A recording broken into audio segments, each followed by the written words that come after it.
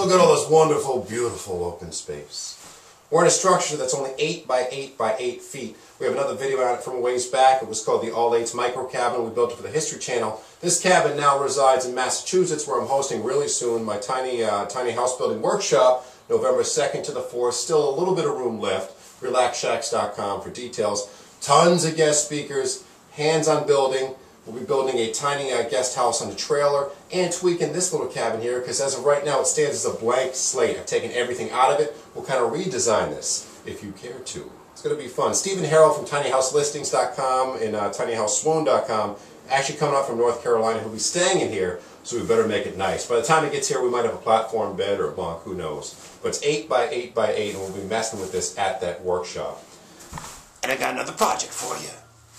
I'm taking, check this out, some wood I found from a downed storm tree. Anytime I see some interesting jogs or runs in a branch, I'll cut them out and use them for something. Look at this cool little curve here. The branch actually does almost a full loop. And I cut it off just the way I want it with a chainsaw when I initially saw this and harvested this. And I'm going to make it into a rustic, super low budget lantern hanger that will be mounted on the wall in this cabin. And at that point, I'll stand as the only decoration, I guess aside from this little IKEA chair here, in this cabin.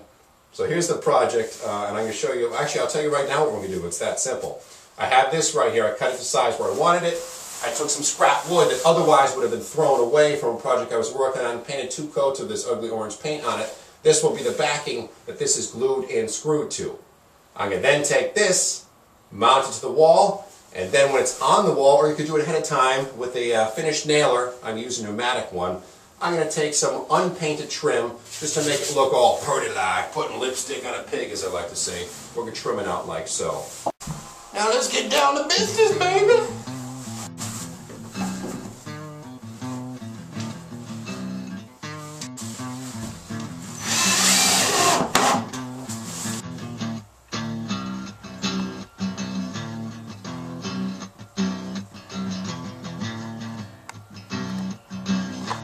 Just some leftovers, some scraps I had, cut them to size,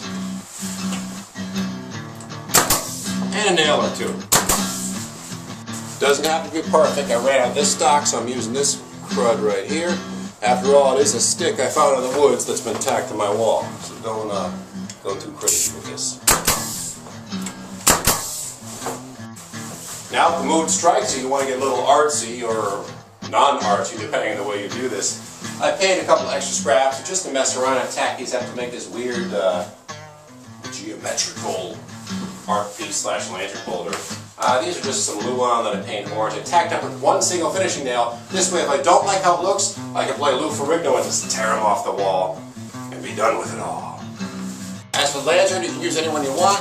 Brightly colored one. This is kind of this Victorian-looking dungeon-esque one. You can put a hook up here and just put in a screw at the end, angle it a little bit and it hangs nicely, like so.